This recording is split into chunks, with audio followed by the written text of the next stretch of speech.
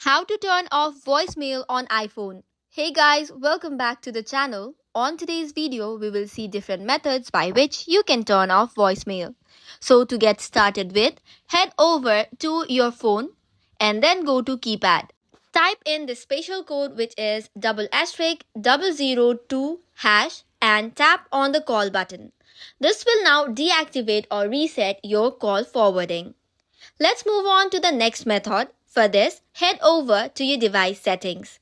After this, tap on the search bar and type in phone. Once you tap on phone, you will see different options. Now scroll down and tap on the option of call forwarding. Tap on it and then toggle off the option. Likewise, for the third method, you will have to contact to the network or SIM service provider.